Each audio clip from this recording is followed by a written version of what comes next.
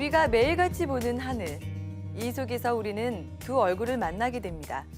그리고 이 두 얼굴은 각기 다른 밝음을 우리에게 선사하죠. 그 두 주인공은 다름 아닌 해와 달입니다.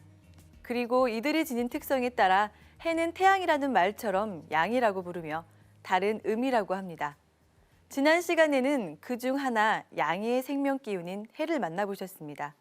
이번 시간에는 과학이라는 틀 속의 달을 넘어서 주위에서 흔히 볼 수 있는 달, 역사 속에 등장하는 달에 한 발짝 가까이 다가가 보도록 하겠습니다. 아울러 천문학자가 아니더라도 달이 뜨는 시간을 알 수 있을 정도로 여러분의 지혜의 문을 열어드리도록 하겠습니다. 박석재 박사님을 큰 박수로 환영해 주시기 바랍니다.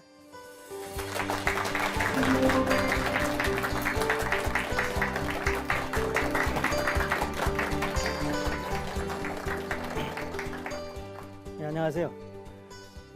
MC님이 말씀하신 것처럼 첫 번째 강의는 해에 대해서 좀 나름대로 말씀드려봤습니다. 오늘 두 번째는 이제 달에 대해서 알아보도록 하겠습니다. 자, 달은 정말 우리한테 정겨운 천체입니다.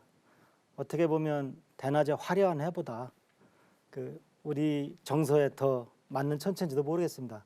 그래서 그런지 동양화를 보시면 달은 좀 그려져 있지만 해가 그려져 있는 경우는 거의 없다는 걸 아실 수 있습니다. 자, 한번 그럼 달 모습을 먼저 보도록 할까요? 네. 자, 우리가 어려서부터 달에 토끼가 있다, 없다, 뭐 얘기 많이 들었습니다. 개수나무가 어떻고. 달에 토끼 있느냐? 뭐 있습니다. 물론 저 살아서 펄쩍펄쩍 뛰어다니는 토끼는 없지만 이 달의 그 검은 부분이 영락없이 토끼처럼 보입니다. 자, 한번 제가 그림으로 설명해 드리겠습니다. 달을 보시면 검은 부분이 이 고도가 낮은 부분입니다. 현무암 부분인데 그 검은 부분이 우리 달에서 이렇게 모양이 있습니다. 보시면 요 부분이 바로 고요의 바다라고 하는 유명한 부분입니다. 바로 암스트롱이 인류 최초로 내린 부분이죠. 이 평평한 이 고요의 바다가 바로 토끼 얼굴이고 귀가 두 개가 이렇게 있습니다. 예, 이렇게 이어져 보이시죠? 그 다음에 토끼가 이렇게 팔을 뻗어서 여기 절구공이가 있고 여기 이 절구가 있습니다. 그러니까 실제로 토끼가 방아 찍고 있어요. 예, 다시 한번 볼까요? 예, 그래서 보시면 자, 까만 부분이 얼굴이고 토끼 귀가 이렇게 있고 토끼가 팔을 뻗어서 절구공이로 절구 방아 찍고 있단 말이죠. 근데 이렇게 보기도 하고 이 토끼는 맞는데요. 이걸 두꺼비로 보는 경향도 있습니다. 이거 두꺼비 머리고 두꺼비 앞다리가 이렇게 있고요. 두꺼비가 엉덩이가 되겠습니다. 토끼와 두꺼비로 동양에는 알려져 있습니다. 그래서 이것이 뭐 이렇게 중요하냐? 중요합니다. 이것을 사진에서 봐도 이런데 진짜 보름달을 이렇게 보면서 뭐 할아버지, 손자 아니면 엄마 아들 간에 그 얘기를 해보세요. 요즘처럼 이렇게 대화거리가 없는 시대에 정말 아주 좋죠. 이런 것이 뭐 그게 다만 정서적으로 좋으냐? 그렇지 않습니다. 그림을 다시 보실까요? 토끼가 왼쪽에 앉아 있다라는 걸 다 확인하셨죠. 달이 떠오를 때는 토끼가 왼쪽에 앉아 있습니다. 근데 제가 보면은 보름달을 이용한 작품이나 광고 이런 게 많은데 운 없게도 이 파일을 뒤집은 사람들이 많아요. 토끼가 오른쪽에 앉아 있는 경우가 꽤 많습니다. 그래서 저는 추석이 다가오면 또 이번에는 틀린 달이 몇 개나 광고가 나올까 이렇게 유심히 좀 기다려 봅니다. 그럼 대체로 절반은 틀려요. 그러니까 인터넷에서 그냥 아무 사진이나 갖다 이렇게 쓰는 거죠. 근데 그게 별거 아닌 것 같지만 이것을 국제시장에 내놓거나 하게 되면은 외면받을 바로 그 이유가 되는 겁니다. 뭐 서양 사람들이 토끼를 어떻게 알아 이렇게 생각하기 쉬운데 다시 한번 보실까요? 서양 사람들은 이렇게 기억을 합니다. 이 그림을 보시면 이 책이나 거울을 보는 아가씨입니다. 그래서 보시면 이것이 서양 여자의 머리가 되겠습니다. 그다음에 이것이 손거울입니다. 그래서 이렇게 치마를 지금 펼치고 앉은 거죠. 그러니까 머리 여기죠. 예, 그러니까 여기 몸 허리고요. 허리가 굉장히 가늡니다. 여기 보시면 아주 미녀입니다. 그다음에 손거울을 이렇게 보고 있는 거죠. 그래서 서양 사람들은 거울 본 아가씨가 왼쪽에 앉아 있다라는 걸 많이들 기억을 하고 있습니다. 나라마다 이게 다 다릅니다. 제가 알기로 한 10몇 가지 되는 것 같은데 제가 하나만 더 예를 들어 드릴까요? 재밌습니다. 남미 쪽에 가면 이것이 그 개의 몸체고요. 예, 집게발 하나가 이렇게 있는 거고 나머지 집게발은 저 뒤에 있는 겁니다. 이 달은 공이니까 이렇게 부여잡아야 안 굴러갈 거 아닙니까? 그러니까 집게발이 두 개 다 보일 수는 없죠.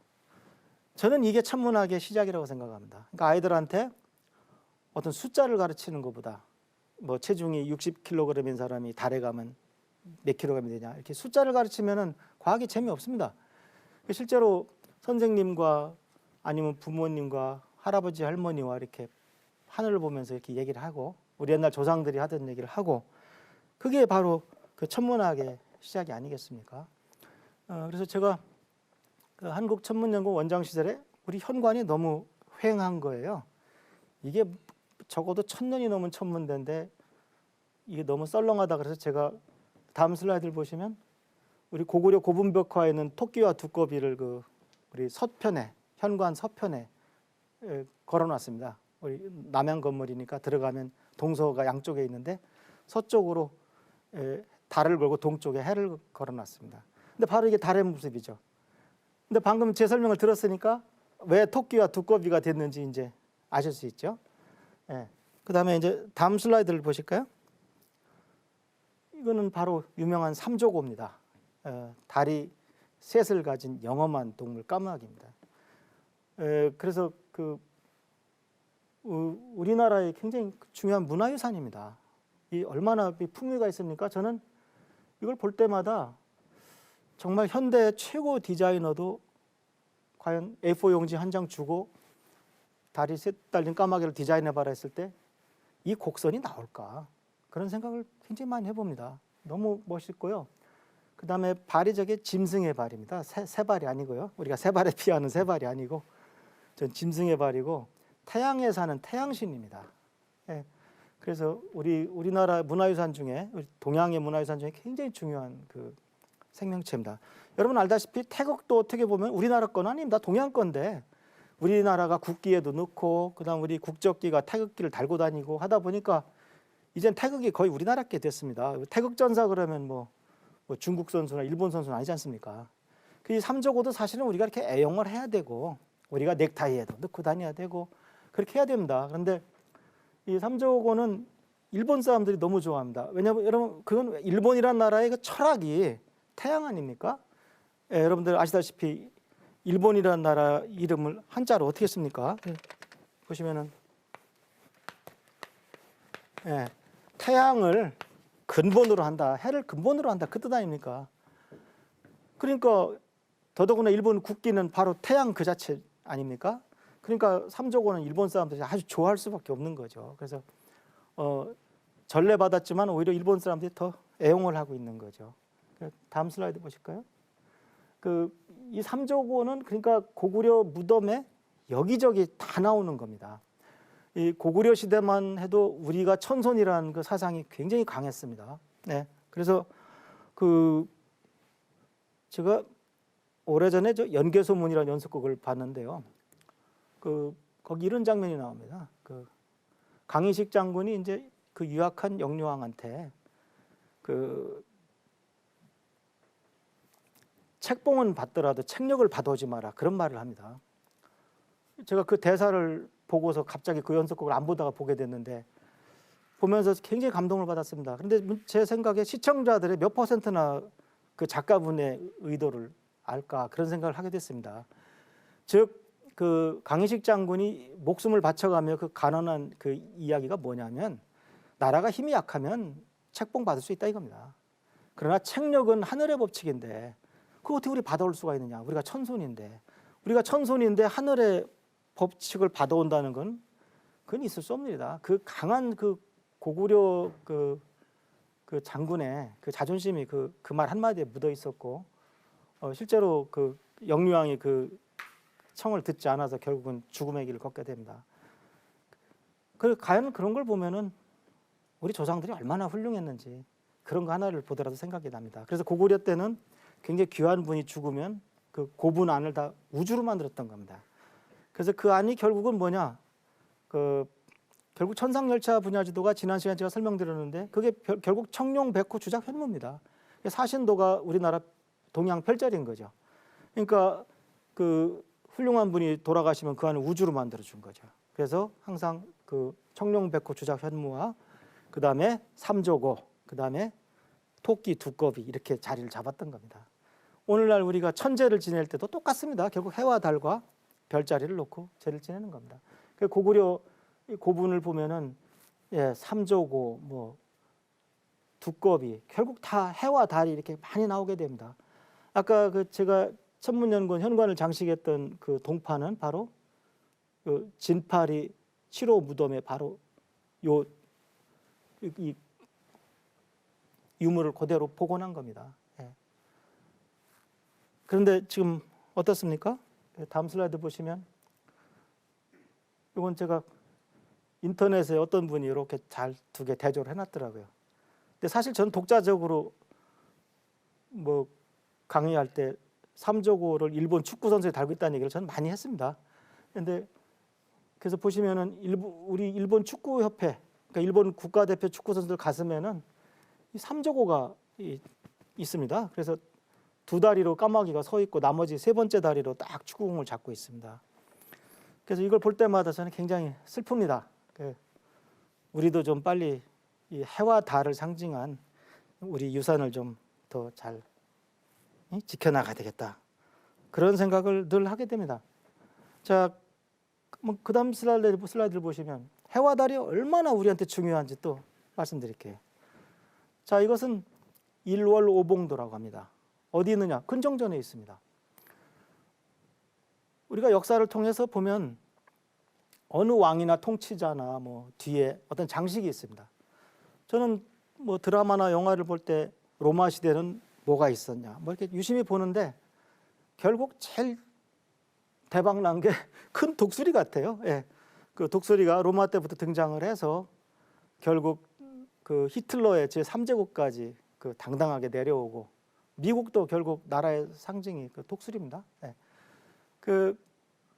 그렇지만 이렇게 우주를 상징으로 한 그 어떤 배경이나 이런 걸 저는 별로 본 적이 없어요. 근데 우리 근정전의 일월오봉도는 우리나라 임금님 뒤에 그 있던 바로 그 병풍입니다. 임금님이나 아니면 우리나라 어떤 그 문화의 가장 그 우두머리 이런 분들이 많이 들을 수 있는 바로 이제 그런 그 일월오봉도죠. 즉 한마디로 일월오봉도니까 이렇게 생각하실 거 없습니다. 일월 화수목금토입니다. 일월 해와 달과 그다음 왜 오봉이냐? 왜 오냐? 예, 바로 수성, 금성, 화성, 목성, 토성.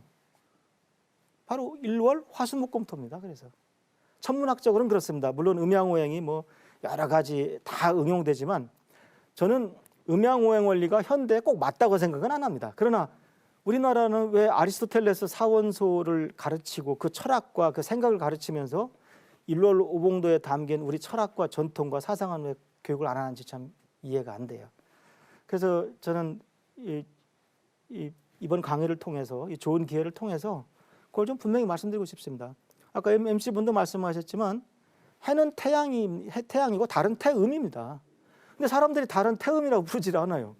그래서 해는 태양이라고 부르고 달은 태음이라고 안 부르니까 영 어색합니다. 그러니까 뭔가 균형도 좀 안 맞아 있는 것 같고 그다음 왜 또 이 다섯 봉우리냐? 그것도 상당히 중요하죠. 우리는 전통적으로 13579를 천수라고 부르고 그걸 높이 여겼고 그다음 짝수 2, 4, 6, 8, 10을 지수라고 땅의 숫자. 그래서 이건 좀 낮게 봤습니다. 그래서 우리나라 명절 간단합니다. 음력 1월 1일, 3월 3일, 5월 5일, 7월 7일, 9월 9일은 명절이고 그다음에 2월 2일, 4월 4일, 6월 6일, 8월 8일, 10월 10일은 명절이 아닙니다. 그러니까 천수로 좀 천박하게 표현하면 천수로 땡이 되는 날은 명절인 겁니다. 1월 1일이 설날, 3월 3일이 삼진날. 삼진날 할 때 지하고 디귿 받침입니다. 네, 시옷이 아니고요.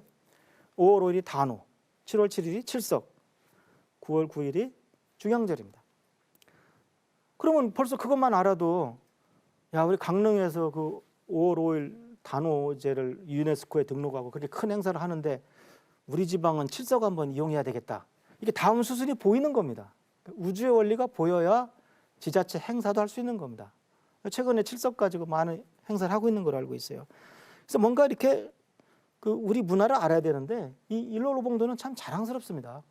이렇게 우주를 배경으로 그 앞에 딱 앉아 계신 분이 우리 이 결의 민족의 지도자라는 겁니다. 참 벌써 품위가 다르고, 그 다음에 다음 슬라이드 보시면 지난 시간에는 10,000원짜리 뒷면을 말씀드렸는데 오늘은 앞면을 말씀드리겠습니다. 일로로봉도가 자랑스럽게 10,000원짜리 앞면에 딱 들어가 있습니다. 그래서 우리는 해와 달이 들어가 있는 돈을 가지고 있는 겁니다. 그것도 온 국민이 다 지갑에 몇십 장씩, 몇 장씩.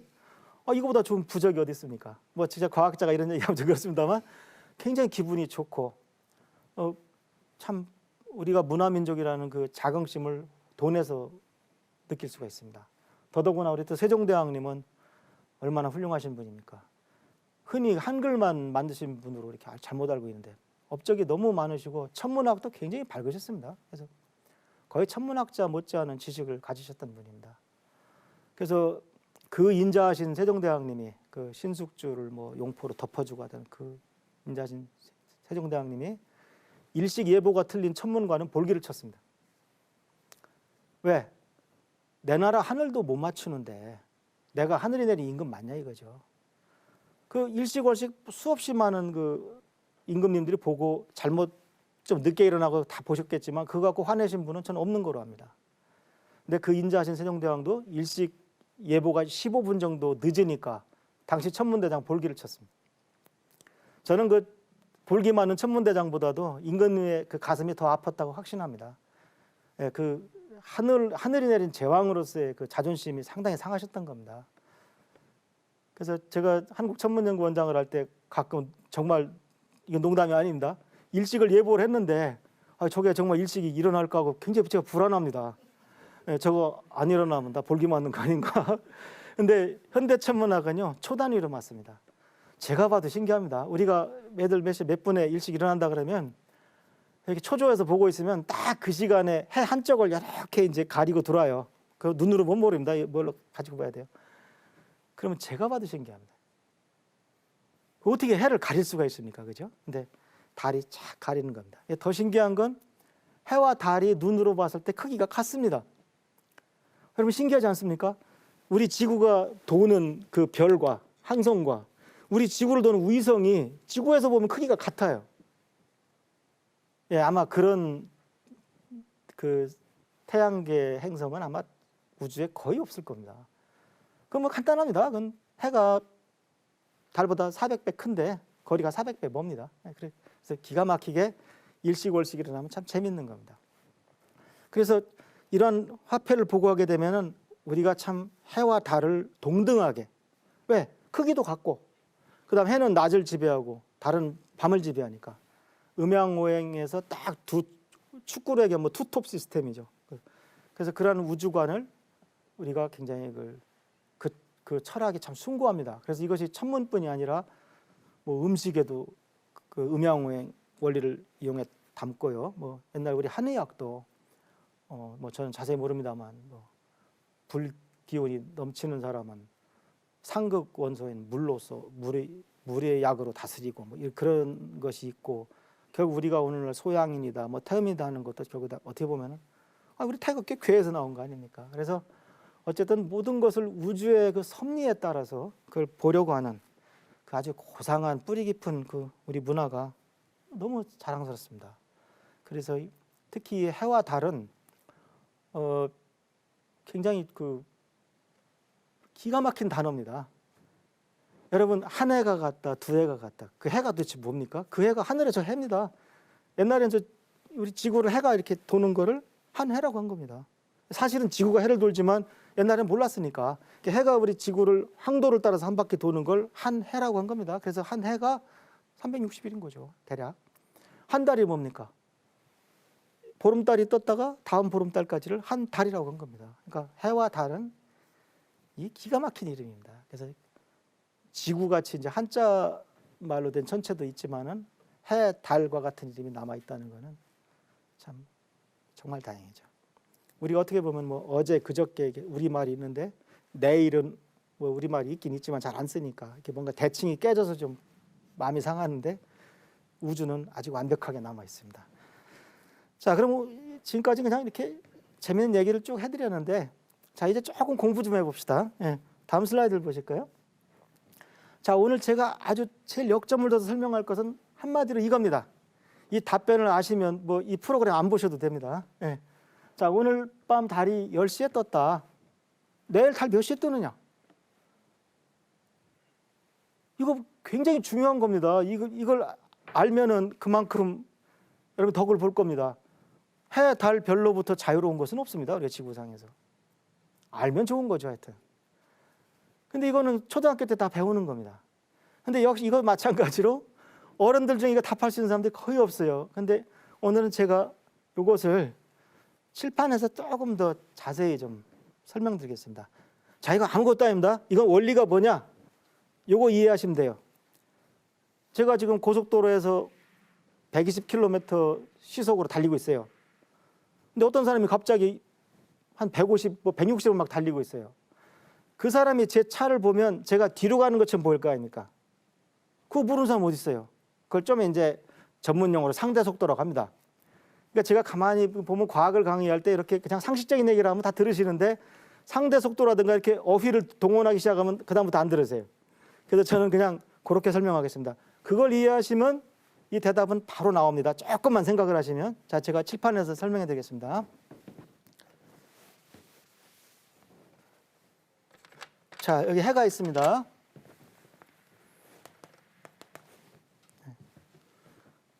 얼마나 좋은 단어입니까? 뭐 굳이 태양, 달, 지구 할 필요가 없는 것 같아요. 해, 달, 지구 하면 좋지 않습니까? 더군다나 태음이란 말도 안 쓰는데. 자, 그럼 우리가 지구가 여기서 도는데 지금 이렇게 그릴 때는요. 이렇게 그릴 때는 지구 북극이 이쪽입니다. 지구가 이렇게 돌아야지, 이렇게. 그렇죠? 여기가 북극이에요, 지금. 자, 이것도 이해 못하시면 뭐 앞으로 갈 수 없고. 예. 이 지구가 이쪽이 물론 23.5도 기울어져 있지만 그거는 무시하고 그냥 이렇게 해서 뺑글뺑글 돌면서 간다고 쳐봐요. 그러면 달은 여기서 지구를 또 이렇게 도는 거죠. 그래서 예, 여기 지구입니다. 그럼 여기 지구 극이고, 그다음에 이건 지구고, 이건 달입니다. 그 달은 지구 이렇게 도는 거죠. 근데 물론 이렇게 돌아서 제자리로 오면 사실 지구는 또 그만큼 가지요. 대략 몇 도를 갑니까? 한 30도를 가죠. 왜냐하면 1년에 이게 뭐가 어려워요? 1년에 360도를 도니까 한 달에는 지구가 30도를 돌아가야죠. 그런데 그 30도는 일단 대충 좀 무시하고 이 그림을 잘 보시란 말입니다. 자, 그런데 지구는 하루에 한 바퀴를 돌아요. 대략 24시간에. 정확하게는 23시간 56분 4초입니다. 그런데 24시간이 채 안 돼요. 근데 그렇게 뭐 중요한 거 아니고요. 하여튼 하루에 한 바퀴 돈다는 말입니다. 그러니까 지구가 돌아가는 속도가, 이걸 제가 못 알아듣게 강의하려면 각속도란 말을 쓰면 됩니다. 그러면 이제 많이 채널 돌리실 거예요. 예. 근데 그렇게 해서 하지 마시고 그냥 지구가 빨리 회전하고 달은 지구랑 같은 방향으로 돌긴 돌아요. 같은 방향으로 돌긴 도는데 달은 한 달 걸려서, 정확히 말하면 29.5306 걸려서 돕니다. 이거는 저 보름달에서 보름달을 기준으로 얘기하는 겁니다. 달의 공전주기는 아닙니다. 예. 여기서 좀 조심스러워야 되는데 제가 다 설명하면 안 들으실 거고, 그러니까 그냥 대충 제 말한 취지만 이해하시면 되겠습니다. 그러면 지구는 이게 북쪽이잖아요. 이걸 서에서 동으로 돈다고 표현을 해요, 우리가. 그런데 달도 지금 서에서 동으로 도는 겁니다. 이 서에서 동으로 돈다는 말이 무슨 뜻이냐면 하늘에서 서에서 동으로 온다는 얘기입니다. 즉 지난 시간에도 많이 우리가 샜는데 남쪽 하늘을 보게 되면 이쪽이 동쪽이고 이쪽이 서쪽이 돼요. 달이 여기 있는데 지구가 자전을 안 한다고 쳐봐요. 그러면 우리가 보면은 달은 매일 이렇게 이동합니다. 왜냐하면 지구를 공전하니까. 지구는 자전 안 하니까. 그래서 이쪽으로 도는데 이게 지구에서 봤을 때는 서에서 동으로 돌아간다는 겁니다. 그런데 자, 이게 원리예요. 지구는 빨리 돌고, 자, 서에서 동으로 가는 건 마찬가지인데 지구 자전 방향이나 달의 공전 방향이나 마찬가지인데 지구가 빨리 도니까 달은 동에서 떠서 서로 지는 겁니다. 아까 150으로 달리는 차에서 100으로 달리는 차를 보면 뒤로 가는 것처럼 여기서 보면은 달은 이렇게 가는 겁니다. 그래서 달은 동쪽에서 떠서 서쪽으로 지는 겁니다. 실제로는 달은 계속 서쪽에서 동쪽으로 가고 있는데 근데 지구가 돌리니까 그러니까 여기서 뭘 할 수가 있어요. 자, 항상 칠판에서 끝나시면 안 되고 밤하늘로 연결을 하셔야 된다. 천문학은. 자, 다시 또 이 밤하늘 또 볼까요? 자, 여기 달이 있어요. 지금 지구가 서에서 동으로 이렇게 지구가 이렇게 돌고 있어요. 달도 이렇게 가고 있고. 근데 지구가 빨리 도니까 달은 할 수 없이 뒤로 가요. 이게 동에서 떠서 서로 지는 거지만 비록 지구가 돌리니까 돌아가지만 달은 끊임없이 자체 운동으로 저항하고 있는 거죠. 그 지구가 돌리는 방향에 대해서 거슬러 올라가는 거예요. 그러면 하루에 몇 도나 돌아가겠냐? 그거 뭐가 어려워요. 여기서 나누면 되죠. 자, 사실은 달이 움직이지만, 지구가 움직이지만 그냥 여기서 돈다고 하면은 제가 아까 보름달에서 보름달까지는 29.5일이라고 그랬는데 실제로 공전 주기는 27과 3분의 1일입니다. 그러니까 일단 다 여기 고정시켜 놓고 보면은 27과 3분의 1일 걸려서 한 바퀴 돌아요. 그러니까 360도를 이걸 나눠주면 됩니다. 360도를 27과 3분의 1 나누죠. 나누면 어떻게 됩니까? 요게 한 13이 나옵니다. 그러니까 달은 하루에 13도씩 서에서 동으로 거슬러 올라갑니다. 이해하셨습니까? 이해하셨어요? 예. 그럼 13도가 시간으로 몇 도냐? 자, 그것만 하시면 됩니다. 시간으로 몇 도냐, 그게? 아이고, 아무것도 아니에요. 보세요. 지구가 24시간에, 자, 나눗셈은 비슷합니다만 좀 개념이 다르죠. 24시간에 360도를 돌아가니까 1시간에 15도를 돌아갑니다. 그러니까 지구가 돌리는 속도는 달이 1시간에 15도씩 하늘에서 15도씩 돌아간다는 얘기입니다. 15도씩. 그러니까 90도를 돌아가려면 대략 6시간이면 됩니다. 그러니까 중천에 뜬 달이 지려면 6시간 걸리는 겁니다. 뭐 그 이상도 아니에요. 뭐 그겁니다, 그냥. 뭐 더 있다 생각하지 마세요. 그게 다예요. 그러니까 그런데 15도씩 돌리는데 달이 13도씩 저항을 합니다. 그러니까 15도가 1시간에 해당된단 말이죠. 지구 자전에서는. 근데 달이 13도씩 저항을 하니까 달은 13도씩, 즉 시간으로換算하면 1시간이 조금 안 되는 거죠. 50분 정도 늦게 뜹니다.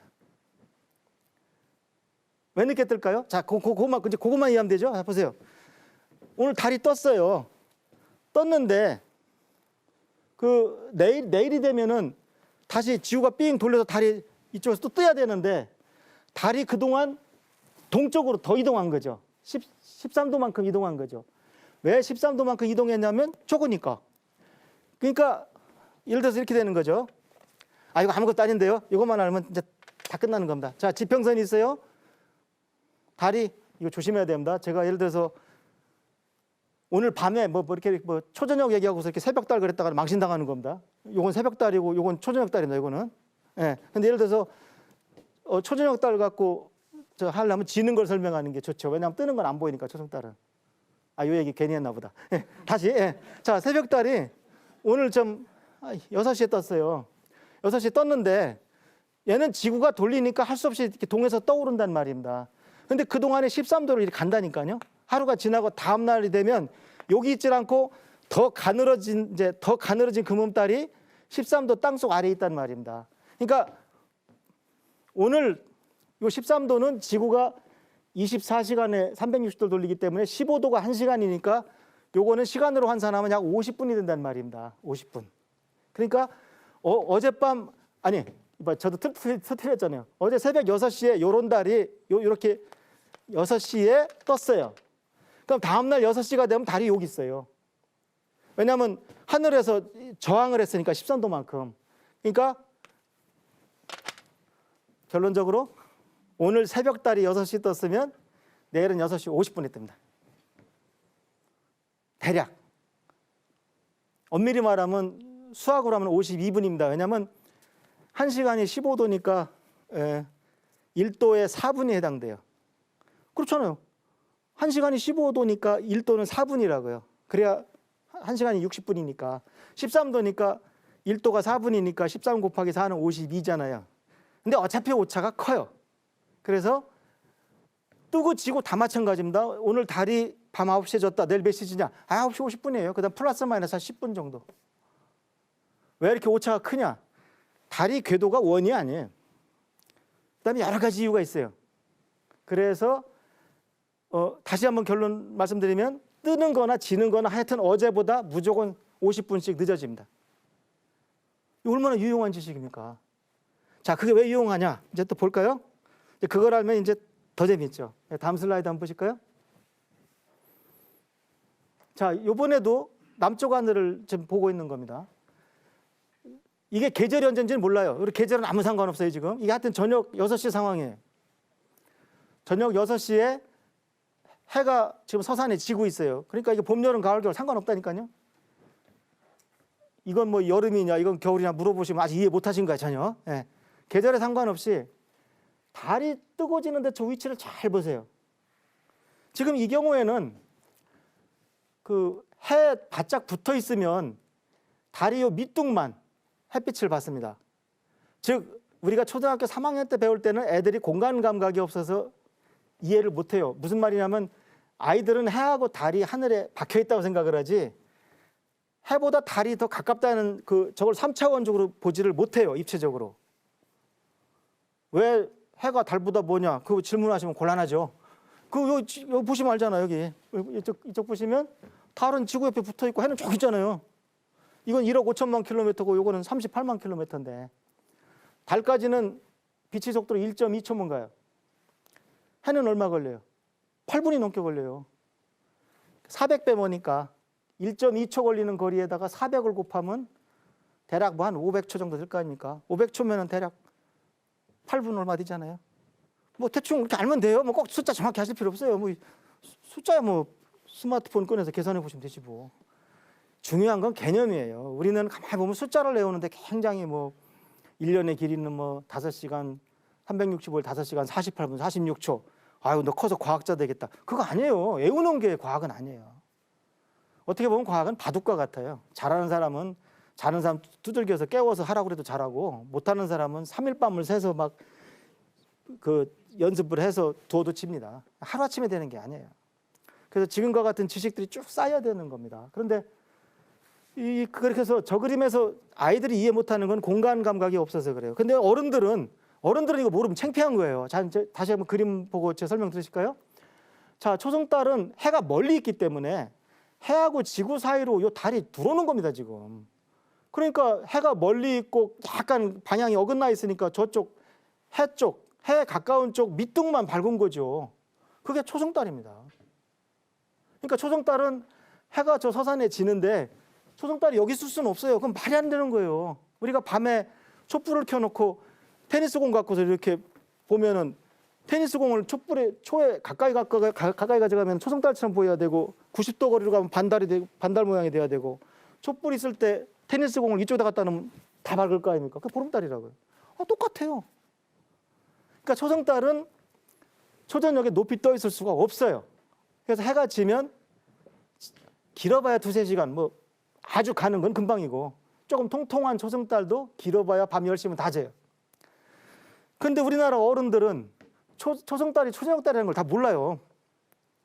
그러니까 뭐 예를 들면 검객 둘이 딱 만나서 딱 결투하려고 째려보고 있어요. 자정에 만나기로 했어요. 근데 뒤 달에 초승달이 딱 걸려 있어. 물론 멋은 있죠. 근데 둘이 자정에 만난 게 아니에요, 이거는. 예. 하도 얘가 많아서 다 못 들어드린다. 그러니까 아주 굉장히 품위 있는 어떤 그 그림이나 이런 데도 이 초승달이 초저녁달이라는 걸 몰라가지고 실수를 굉장히 많이 해요. 예. 분명히 아셨죠?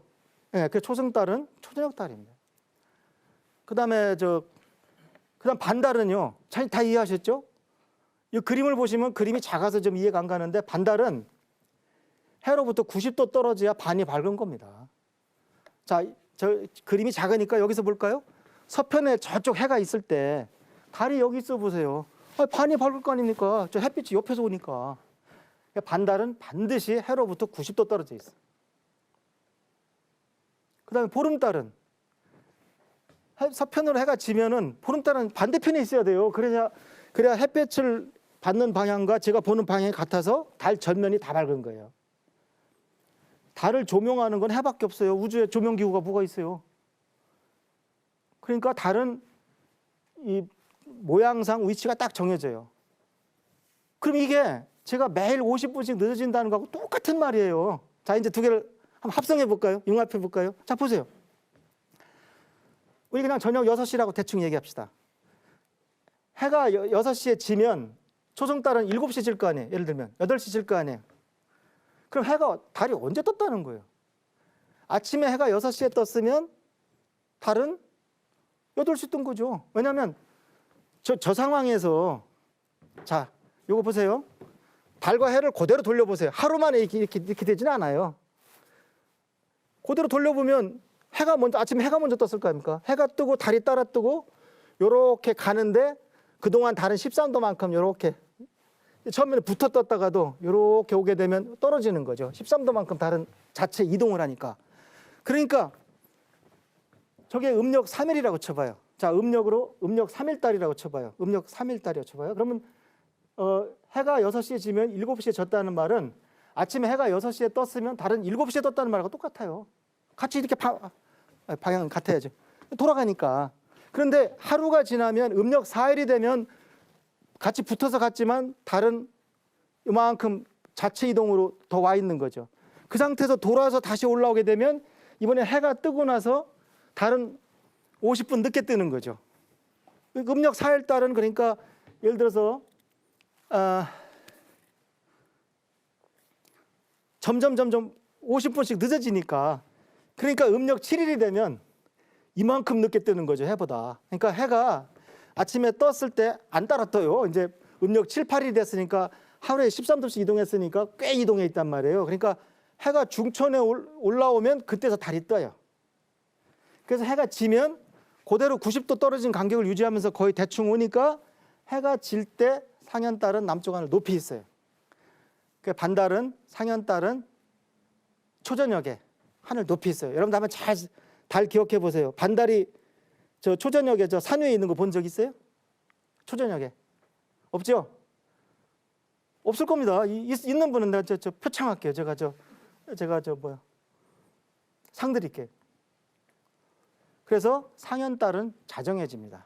왜냐하면 다시 그림을 보시면 초저녁에 이 상황이니까 이게 6시니까 6시간 지나면 지겠죠. 왜냐하면 하늘이 대충 90도 돌아가는데 6시간 걸릴 거 아닙니까? 6, 4, 24니까 24시간을 한 바퀴 도니까 지구가 6시간이면 달을 이리 떨어뜨린다는 거죠. 그러니까 자, 이렇게 원리를 이해하면은 상현달은 몇 시에 떴습니까? 대략 정오에 떴죠. 정오에 해가 한참 남쪽에 오면 그제서 꼼지락거리고 이제 정오에 뜬 거예요. 그러니까 저녁 6시가 되면 해가 지고 여러분들 보는 방향으로 해가 지고 하늘 높이 떠 있는 거예요. 자정에 지는 거죠. 그러니까 원리를 잘 생각해 보면 상현달은 정오에 떠서 초저녁에 남쪽 하늘 높이 걸려 있다가 자정에 지는 겁니다. 그렇게 이해하면 안 잊어버리는데 여러분 공부를 우리나라 애들처럼 이렇게 그거 문장을 외워봐요. 이렇게 상현달은 이렇게 연필로 이렇게 하면서 정오에 떠서 형광펜으로도 한번 이렇게 하고 돼지꼬리도 하고 상현달은 정오에 떠서 남쪽 하늘 저녁 때 높이 떠 있다가 자정에 진다. 하루만 지나 봐봐요. 자정에 뜨는 건지 정오에 뜨는 건지 헷갈려요. 다 죽은 지식입니다. 그러니까 실제로 밤하늘에 달을 관찰을 하고 머릿속에 상현달은 반달은 항상 초저녁에는 밥 먹고 보니까 항상 여기 있었어. 그다음에 밤이 깊으니까 반달이 지더라. 이게 제 산지식이에요. 근데 도시 애들은 달이 밝아봐야 신호등이 하나 가로등이 하나 추가된 거죠. 달을 관찰할 기회도 없고 아파트 사이에서 달도 잘 안 보이죠. 요즘 아이들 참 어떻게 보면 불쌍해. 애들이 다리 박다는 게 무슨 뜻인지를 몰라요. 제가 어렸을 때만 해도 다리 박다는 거는 제가 어렸을 때만 해도 이 대전 같은 큰 도시도 가다가 빠졌어요. 그래서 꼭 항상 그 손전등을 갖고 다녔는데 그래서 다리 밝으면요 은빛으로 쫙 물들잖아요. 앞 사람 얼굴이 보일까 말까예요. 그게 다리 밝은 건데 요즘 아파트에서 크는 애들은 다리 밝다는 게 무슨 뜻인지 몰라요. 그 은은한 은빛으로 물든 그 달빛 속에 베토벤 월광이나 하나 탁 틀어놓고 앉아 있어봐요. 다 신선되지. 동서양 융합 신선되는 거죠. 사람은 다 마찬가지입니다. 아주 마음이 착 가라앉고 뭐 미워했던 사람도 좋아하게 되고 술까지 한잔하면 더 좋죠. 근데 어쨌든 그러니까 하늘을 가까이 하면 그런 실익도 있어요. 그런 여유도 있단 말입니다. 그래서 지금 이 세 가지 그림을 보시면 이제 아시겠죠? 초승달은 자 그러면 자 연습 문제 몇 개 해볼까요? 동쪽입니다. 새벽에 달이 이렇게 새벽달이 떠 있어요. 해는 어디 있어요 지금? 해 여기 있어요. 땅 속에. 왜냐하면 이쪽이 밝잖아요. 이렇게. 이쪽이 밝으니까죠. 해가 여기 있겠죠. 좀 있으면 해가 따라 떠요. 그러니까 금음달은 동양에서 흉월이에요. 우리가 보름달은 얼마나 좋은 거예요. 우리는 동양에서는 보름달이 좋은 거고 보름달은 모든 악귀를 다 없애잖아요. 우리 동양의 처녀 귀신, 도깨비 뭐 이런 것들 보름날 안 나와요. 다 달을 피해서 금음날 나오지. 우리나라 전설의 고향 대부분 달이 없는 깜깜한 밤에 가난한 선비가 나오잖아요. 왜 가난한 선비입니까? 천벌을 두려워하고 의롭게 살다 보면 가난할 수밖에 없고 그래도 항상 공부를 하고 하늘의 도를 따르려고 노력을 하니까 가난한 선비가 주인공 될 수밖에 없는 거죠. 항상 그래서 우리는 금음달은 싫어해요. 서양은 반대입니다. 서양은 낮은 신이 지배하고 밤은 악마가 지배한다는 통념이 있기 때문에 밤의 상징인 달이 밝은 존재가 아니에요. 그러니까 서양의 모든 귀신, 도깨비, 드라큘라 다 보름날 나타납니다. 잘 생각해 보세요. 사람이 늑대로 바뀌고. 그래서 달 주가가 다릅니다. 우리 동양은 그래서 달은 보름달은 특히 군에서 보름날 작전 안 해요. 왜? 달이 밝아서 문제가 아니라 안 져요. 금방 보셨지만 다시 그림 마지막 보름달 설명 보실까요? 아이고 훨씬 쉽습니다. 이 강은 자 해가 질 때 떠요. 달은 해가 질 때. 그래서 한밤중이 되면 달은 높이 떠 있습니다. 그래서 아침에 해가 뜰 때 서편에 보름달이 져요. 즉 밤새 달이 떠 있는 거예요. 우리가 밤새 달빛을 받으며 걸어갔다. 메밀꽃 필 무렵처럼. 근데 만일 메밀꽃 필 무렵은 그 이효성님 소설에 단 한 줄이라도 반달이 뭐 슬퍼 보였다 그러면 그 소설은 거짓말입니다. 밤새 달빛을 받았는데. 근데 제가 눈이 뻘개가지고 혈안이 돼가지고 틀린 게 있나 찾아봤는데 보름이 갓 지난 이런 표현은 있어요. 아니 갓 지났다는데 뭐 아직 보름달에 가까운 거죠. 이분이 걸어가 보셨구나 알 수 있는 겁니다. 달은 잘못 이용했다간 망신당하기 딱 좋습니다. 그다음에 거짓말도 탄로 나고. 그래서 달은 모양에 따라서 뜨거워지는 시각이 정해지고 하루에 50분씩 뜨거워지는 것이 늦어진다. 그렇게 하시면 되겠습니다. 자, 그러면 이 개념을 다른 각도에서 한번 또 설명해 볼게요. 교과서에 나오는 식으로. 그럼 이게 훨씬 이해가 쉬울 겁니다. 다음 그림 보실까요? 예. 자, 우선 달 모양의 변화는 이제 그 음력 3일, 음력 7, 8일, 그다음에 음력 한 뭐 11, 12, 음력 15, 음력 17, 18, 뭐 음력 22, 23 이렇게 되는 거죠. 이렇게 바뀌는 거죠. 여기도 보면은 그 우리가 이름을 잃어버린 달이 여기 있어요. 제 생각에 볼록달 정도면 딱 좋을 것 같은데 이름이 없어요. 그래서 요거는 서양에는 영어에는 이런 달을 가르치는 단어가 있습니다. 지버스라는 단어가 있습니다. 이거 천문학자님 모른다는데 그래서 더 가슴 아파요. 이런 단어가 있습니다. 그래서 여기 보면은 초승달, 초순달이라는 얘기죠. 한자 선 거죠. 상현달, 상순에 활처럼 생긴 달이라는 뜻이죠. 그다음에 보름달이 순수한 우리말이고 남아있는 게 기적이죠. 그다음에 하연달은 하순의 활 모양의 달. 예. 그다음에 이제 금음달. 금음달은 좀 헷갈려요. 우리가 달이 없는 밤을 금음밤이라고 하는데 금음달은 있어요. 그러니까 금음하면은 달이 없다는 뜻입니다. 삭이라는 뜻입니다. 삭. 그런데 그 바로 직전의 달을 금음달이라고 불러요. 그래서 좀 헷갈려요. 금음은 달이 없다는 뜻이고 하지만 금음달은 있다. 그거 오해하지 마시고요. 그러니까 달 모양은 매일 50분씩 늦게 뜨게 되면은 저렇게 변하는 거예요. 속 시원하시죠? 다 이해하셨죠? 그다음 그림 보세요. 그다음 교과서 그림 또 보세요. 흔히 이렇게 설명을 하는데 이게 참 어려워요. 자, 한번 보실까요? 햇빛이 이쪽에서 오고 지금 지구가 여기가 북쪽이에요. 네, 북쪽입니다. 여기가 북극이기 때문에 지금 그림 그리신 분이 여기 그린랜드를 지금 큼지막하게 그려놓은 거예요. 지금. 그러니까 지금 이렇게 돌고 있는데 이것이 달의 모습입니다. 햇빛을 받으면 다 달이 햇빛이 이쪽에서 오니까 왼쪽에서 오니까 다 왼쪽이 밝겠죠. 다만 이걸 지구에서 봤을 때 요 빨간 셔츠를 입은 이 빨간 셔츠 사나이가 봤을 때 여기 있으면 달이 안 보이죠. 낮에 해 앞에 있는데 뭐 잘하면 일찍도 일어날 수 있겠죠. 이게 잘 각도가 맞으면. 근데 일찍은 매번 안 일어납니다. 왜냐하면 달이 도는 이 궤도와 해 방향과 이 5도가 어긋나 있어요. 그래서 이게 절묘하게 이게 잘 맞아줄 때만 일어납니다. 그래서 이게 쉽지가 않죠. 제가 제 소설 개천기에서 옛날 몇천 년 전 천문학자가 일식월식을 예보를 못해가지고 괴로워하는 장면 넣었는데요. 그 과장 아니냐 싶을지 모르지만 그런 말씀 하지 마십시오. 얘 옛날 사람은 왜 무식하다고 생각을 하십니까? 옛날에도 부모 자식 간에 뭐도 있었을 거고 친구 간에 의리도 있었을 거고 다 군신 간에 얘도 있었을 겁니다. 틀림없이. 그래서 옛날 우리가 뭐 저쪽 환국 배달국 시대에는 다 원신처럼 살았다는 생각 하실 필요 없습니다. 뭐 물론 옷이나 이렇게 직물 같은 건 질이 떨어졌을지 몰라도 제 생각에 제가 아는 천문학자들 같으면 충분히 그 정도는 생각해낼 수 있습니다. 다만 지구가 둥글다는 사실을 모르기 때문에 계속 이제 거기서 혼돈이 오는 것이죠. 예. 그 시절에 지구가 둥글다는 것까지 알았다. 그럼 그거는 소설이죠. 근데 그것까지는 아니더라도 일식월식이 얼마나 중요합니까? 그 왕의 상징, 임금의 상징, 천왕의 상징 해를 달이 가리는데 얼마나 불길합니까? 그걸 빨리빨리 알아서 보고 드려야 또 천문학자에 투자를 더 하시죠. 예. 근데 그걸 하고 싶어도 못 하는 거죠. 그런데 일식월식을 예고한 게요. 서양 같은 경우는 뭐 벌써 기원전 벌써 몇천 전에 몇천은 심하고요.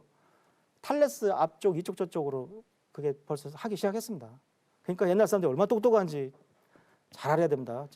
오히려 지금 우리가 더 멍청한지도 몰라요. 이렇게 좋은 뭐 인터넷 뭐 이런 환경에서 요거밖에 모르는 게 더 멍청한지도 몰라요. 근데 다시 보시면은 그러니까 달이 이렇게 있을 때 요 사람이 보면은 이게 이 뜻입니다. 다 교과서 이렇게 나오는데 이게 지금 그림이 이중적이죠. 요거는 실제로 달의 밝은 면이고 요 사람이 봤을 때는 이 경우를 봐봐요. 이게 온통 시커멓고 요쪽만 조금 밝은 쪽만 여기 보일 거 아닙니까? 이 사람이 여기 있을 때는 낮이니까 안 보이고 이제 저녁에 이렇게 돌아서 저녁 무렵에 들어가는 순간 달이 보이기 시작하는데 여기가 아까 초승달의 밑둥이죠. 요거 이해하시면 다 이해하신 겁니다. 요 부분이 아까 초승달의 밑둥이라니까요. 그러니까 요 부분이 이렇게 보이는 거죠. 대부분은 이 빨간 셔츠의 사나이가 이렇게 보면 대부분 시커멓고 이쪽 반이 보이니까 대부분 시커멓고 이쪽 옆구리만 조금 밝은 것이 이 사람이 봤을 때 초승달인 거죠. 그다음에 이쪽에 반이 밝을 때 저녁 때 초저녁에 올려다보면 이게 이쪽이 반이 밝은 게 이게 지금 올려다보니까 방향이 바뀐 겁니다.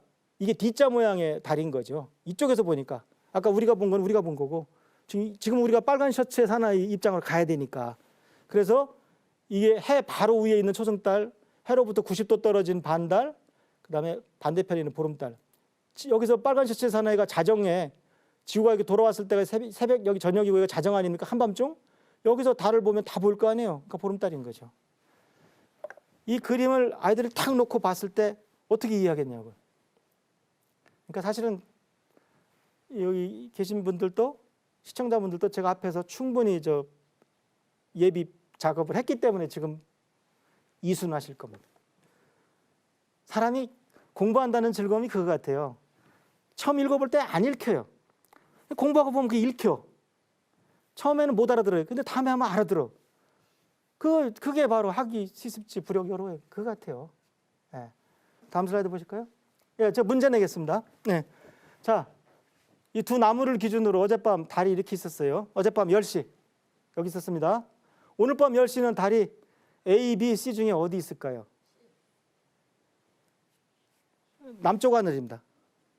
그러니까 A죠. 왜냐하면 달은 이쪽으로 오늘 밤 10시 여기 있으면은 내일 밤 10시가 되면 지구가 같은 위치로 복귀시키지만 동쪽으로 13도만큼 이동한다니까요. 예. 알았습니까? 자, 그러면 물론 수능에 이렇게 문제 내면 큰일 납니다. 이거 뭐 정확하게 좀 각도도 다 제거해. 이건 그런 개념을 묻는 거죠. 예. 자, 이게 어젯밤 근데 제가 문제 낼 때 이게 뭐 이제 어젯밤 6시다 그러면 또 틀립니다. 왜냐하면 상현달은 6시면 똑바로 있어야 되죠. 남쪽 하늘에. 이미 상현달이 좀 눕기 시작한 거는 벌써 7시나 8시가 됐다는 거예요. 천문학자도 틀린다니까 이거. 예. 이게 무서운 거예요, 이게. 그래서 예, 물론 수능에 이렇게 되면 큰일 납니다. 그러나 제 의도를 아시겠죠, 지금? 예. 자, 이게 어젯밤 10시입니다, 대략. 사실 이 그림이 좀 너무 엉터리입니다. 달이 너무 커요, 지금. 왜냐하면 달의 크기가 보름달이 2분의 1도밖에 안 돼요. 그러니까 하루에 13도를 이동한다는 것은 보름달 26개를 이동하는 거예요. 밤하늘에서. 근데 이 그림이 워낙 큽니다. 그런데 원리적으로 자, 요거하고 요거는 위치가 같다고 보고 오늘 밤 10시 달이 여기 있었습니다. 10시 정도면 뭐 괜찮겠잖아. 9시라고 합시다. 오늘 밤 9시 달이 여기 있으면은 내일 밤 10시에는 어디 있겠습니까? 오늘 밤 9시에 여기 있으면 내일 밤 9시에는 이만큼 와 있는데 또 1시간만큼 지구가 돌리니까 대략 어제 9시 위치에 와 있습니다. 내일 밤 10시면. 왜냐하면 달은 대략 1시간씩 늦게 뜨니까 대략. 예, 다음 넘어가겠습니다. 예, 예. 자, 이제 다 이해하신 거예요. 그래서 다시 한번 정리해드립니다. 자, 오늘 달이 밤 10시에 떴다. 그러면 보름달은 초저녁에 해가 질 때 뜨잖아요. 그다음에 하얀달은 자정에 떠요. 그러니까 밤 10시에 뜨면은 보름달하고 하얀달 사이에 볼록달입니다. 예. 그러면 근데 달 모양이랑 상관없어요. 지금 모양보다도 내일은 달이 몇 시에 뜨느냐? 정답은 10시 50분 플러스 마이너스 10분입니다. 심하면 저 플러스 마이너스 20분이 되는 것도 봤어요. 제가 30분 늦게 뜨는 것도 봤어요. 그 궤도가 그만큼 불규칙하기 때문에 그렇습니다. 예. 자, 다음에 양력의 1년은요. 여러분 알다시피 지구가 해를 한 바퀴 도는 겁니다. 한 해라고 합니다. 아까 말씀드렸지만 음력의 1월은 29.5일입니다. 이건 보름달에서 보름달까지입니다. 달의 공전 주기가 아니고. 그래서 음력의 1년은요. 한 달이 29.5일이니까 1년이 12달 곱해보면 354일밖에 안 됩니다.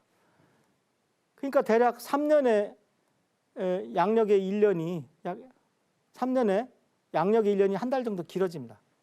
왜냐하면 365일이 354일보다 열 하루가 더 많으니까 3년 정도 지나면 그 양력이 더 길어지는 겁니다. 한 달 정도. 그러니까 윤달은 약 3년에 한 번 정도 추가해서 다시 갖게 만드는 겁니다. 예. 그런데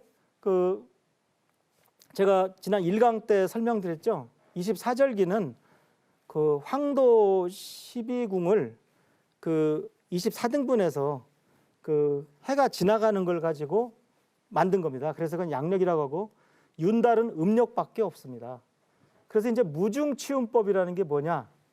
그걸 제가 오늘 설명드리겠습니다. 자, 이걸 이해하시면 굉장히 재미있습니다. 그 다음 슬라이드 한번 보실까요? 자, 1강에서 공부한 거를 복습하면서 다시 한번 또 지식을 다지겠습니다.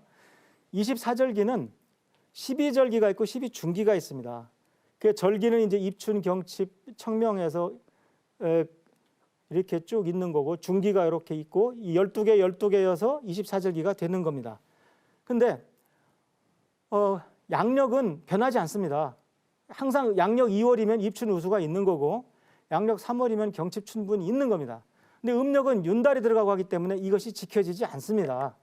그러면 그 양력이 자, 이 그림을 다시 보실까요? 저쪽 옆에도 보조 그림이 있습니다. 그러니까 천문학에서는 하여튼 이 그림이 제일 중요한 겁니다. 자, 하늘이 있으면 천구의 적도가 이렇게 있고요. 그 다음에 황도가 이렇게 있습니다. 그럼 지난 시간에 우리가 공부를 어떻게 했냐면 해가 춘분날 여기 있다고 그랬지 않습니까? 그러면 이거를 그냥 24등분 하는 겁니다. 그러니까 여기 하나, 셋, 넷, 다섯, 여섯. 하나, 둘, 셋, 넷, 다섯, 여섯. 하나, 둘, 셋, 넷, 다섯, 여섯. 하나, 둘, 셋, 넷, 다섯, 여섯. 24등분 해가지고 이 해가 이렇게 정확하게 이렇게 가는 겁니다. 이렇게. 그래서 춘분점이면 중기, 그다음 절기, 중기, 절기, 중기, 절기 이렇게 되는 겁니다. 그런데 왜 중기가 빠지게 되느냐?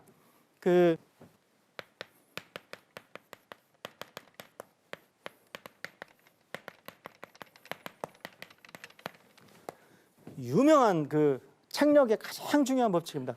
중기가 없는 달은 윤달이 된다는 뜻입니다. 그러니까 자 보세요. 양력은 딱 날짜가 정해져 있어요. 이거 3월 21일 뭐 이렇게 정해져 있는데 윤달은요. 여기가 음력 1일에서 여기까지 오다 보면 대체로 2개씩 맞는데 제가 뭐라고 그랬어요? 윤달은 한 달이 29.5일이에요.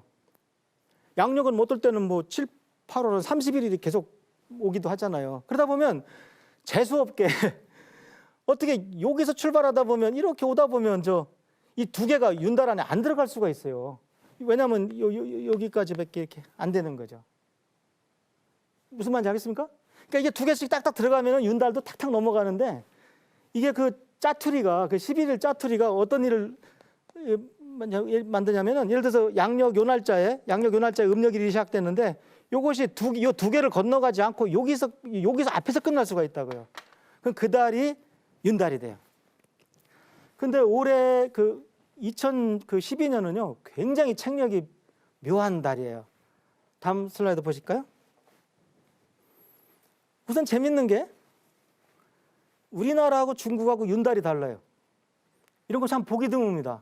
그래서 제가 설명을 하겠습니다. 보시면은 그러니까 여기서 말하는 청명, 고구, 이파, 소만의 정의가 뭡니까? 정의가 아까 이 천구 그림에서 해가 요 위치에 어디 갔느냐에 따라서 24절기가 정의되는 거예요. 그런데 해 중심이 어느 춘분점이다 어디 딱 가는 것이 초단위로 나와요.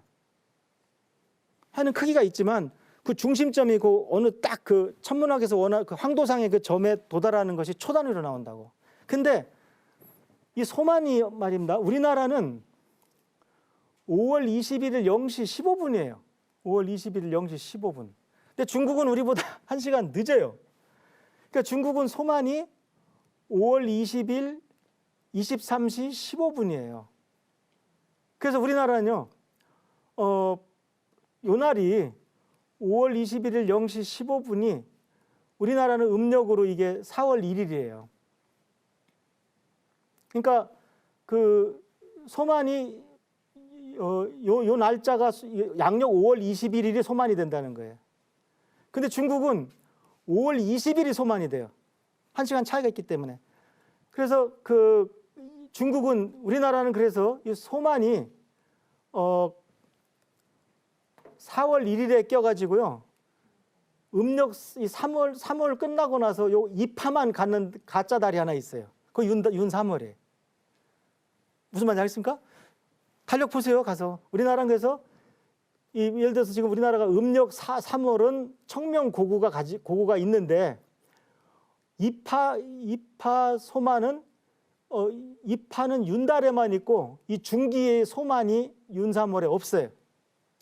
그래서 이 소만이란 중기가 없기 때문에 우리나라는 윤 3월이 있고 요게 음력 4월 1일로 넘어가요. 근데 중국은 이 소만이 5월 20일이니까 이 4월이 이파 소만이 다 음력 4월 안에 있어요. 그래서 중국은 요게 윤달이 아니고 그 대신에 다음 요것이 윤달이 돼요. 그래서 윤 4월이 윤달이 있어요. 혹시 중국하고 비즈니스 하는 분은 알고 계시면 좋습니다. 중국 사람들은 굉장히 천문 따지니까요. 우리만큼 따지니까요. 자, 그런데 이게 이번에 그것만 틀리면 별게 아닌데 음력 날짜도 달라요. 음력 날짜도 중국하고 이건 다른 원리입니다. 또 음력 5월 1일이 한국은 6월 20일인데 중국은 19일입니다. 왜 그러냐? 이 삭, 즉 삭이라는 게 천문학적으로 정의가 뭐냐면요. 여기 해가 있고 지구가 있는데 해하고 지구를 직선으로 있습니다. 중심을 정확하게. 그럼 달이 돌다 보면 언젠간 거기 제일 가까이 올 거 아닙니까? 딱 그 안에 들어오면 일식이 일어나는 거지만 하여튼 그 위로든 아래든 지나가다 보면 거기 제일 접근하는 순간이 있을 거 아니에요. 그 순간을 사기라고 부릅니다. 그것이 거의 초 단위로 나온다는 겁니다. 그러니까 이게 묘하게 음력 5월 1일이 한국은 6월 20일인데 중국은 왜 19일이냐? 우리나라 시간으로 사기 2분에 있어요. 새벽 0시 2분에. 그러니까 우리나라 시간으로 0시 2분이면 중국은 11시 2분인 겁니다. 그러니까 우리나라는 그 사기 포함된 날이 음력 1일이 돼요. 천문학에서. 그 실제로 이게 지금 우리가 쓰는 책력입니다. 한국천문연구원이 그걸 하는 기관입니다. 그 담당 기관입니다. 그러니까 제가 잘 알죠. 그래서 가끔 있지 않습니까? 어떤 전화가 와요. 대보름인데 왜 달이 둥글지 않냐? 보름날인데, 즉 음력 15일인데 달이 둥글지 않냐? 천문연구원 일 똑바로 해라. 뭐 이렇게 항의성 전화가 오는데 음력 1일을 정하기 때문에 그래요. 음력 15일을 기준으로 둥근 달 정하는 게 아니라, 그러니까 제가 드리는 말씀 잘 알아들으셔야 돼요. 해가 있고 지구가 있는데 해와 지구를 연결하는 그 선에 달이 제일 접근하는 순간이 새벽 0시 5분에 있어도 그날이 음력 1일이고 그 순간이 23시 15분에 있어도 그날이 음력 1일이에요. 그 순간이 포함된 날이 음력 1일이 돼요. 그러니까 우리나라는 사기 0시 2분인데 중국은 11시 2분이니까 우리나라는 음력 날짜가 넘어가요. 중국은 안 넘어갑니다. 그 올해는 단오 날짜가 우리나라랑 중국이랑 달라요.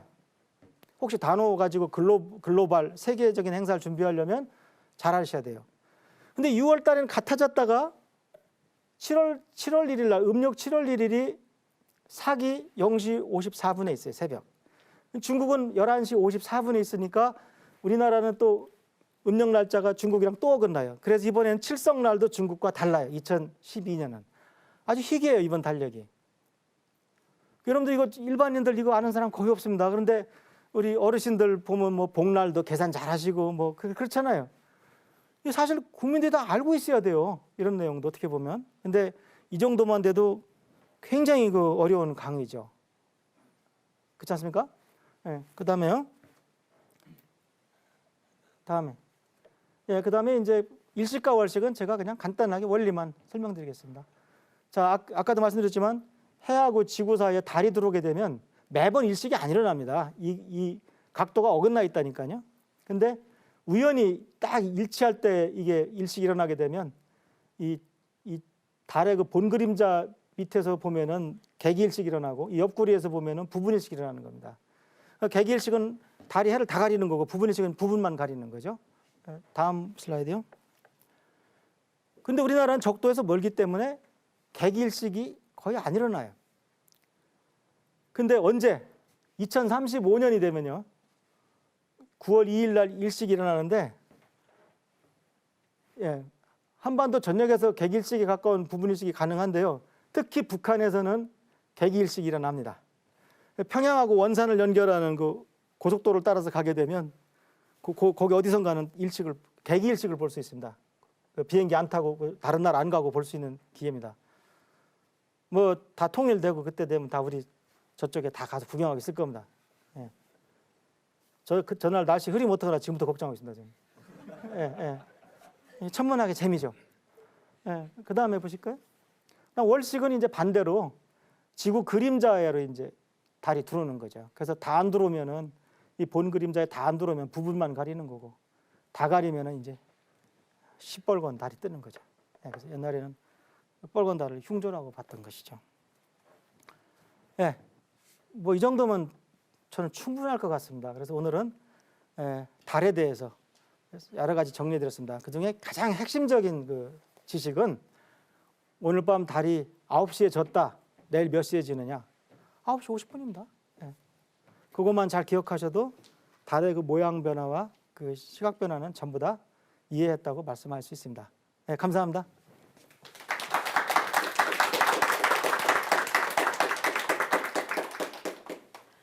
달이라고 하면 어머니 같기도 하고 정 많은 언니 누나 같기도 하고 다들 그러시죠?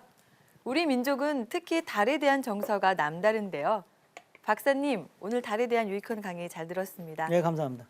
그럼 오늘 시간 정리하며 몇 분 질문을 좀 받아볼까요? 윤 12월, 윤 1월, 윤 2월은 들어본 적이 없습니다. 왜 겨울에는 윤달이 없는 건지 알고 싶습니다. 예. 그거 동서양 천문학을 종합해야 그 결론이 나올 수가 있습니다. 근데 아니 별거 아니에요. 간단히 설명드릴게요. 자, 동지점이니까 이때가 겨울이죠. 이때는 해가요 황도로 빨리 지나가요.